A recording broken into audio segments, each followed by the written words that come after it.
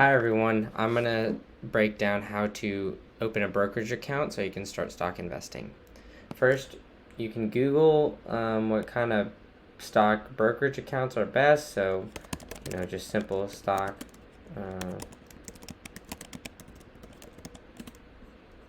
And there's definitely a bunch of different ones. There's NerdWallet, it's very popular, Investopedia. So you can go through these and kind of see the different options. A popular one with millennials is Robinhood and Webull. I have personally a Robinhood account and a Charles Schwab account. One thing to notice is kind of see how much they charge per trade, and if there's any account minimums. Majority of them now, as you can see, all have $0 fees per trade and have no minimum balance. And Investopedia kind of says the same thing, where they have no fees or anything like that. So from there, then you can go and click on open an account, and then you'll have to start by opening an account. You could either do an IRA, which is an investment account, and I'll write a newsletter at a later date and put it in the comments below about IRAs and different investing accounts for retirement. But this is more focused on brokerage accounts and other accounts to help grow your wealth outside of retirement. So to open a brokerage account, you can go here. You can decide if you want to do it individual or joint if you're married, with rights of survivorship and whatnot.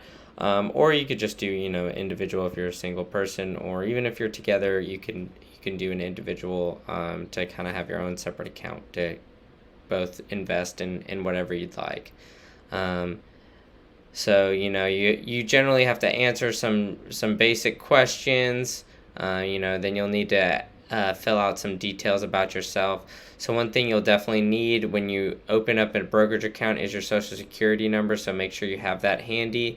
And you'll probably need a bank account to fund that, unless you're opening a brokerage account through your bank. So some of the major banks, like this is Fidelity, have brokerage accounts, or Chase Bank, or other big ones like that, allow you to open your brokerage directly with your bank account. So you won't need to link one. But if you open up a Robinhood or a Webull or something like that, you'll most likely need your social security number and your bank account to link and fund your account. And then a lot of these accounts, once you get into it, you can decide how much you'd like to invest and what you can invest in.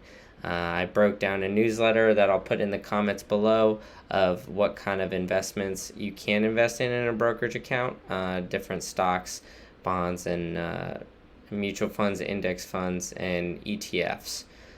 So hope you guys enjoyed this quick short video on how to open a brokerage account.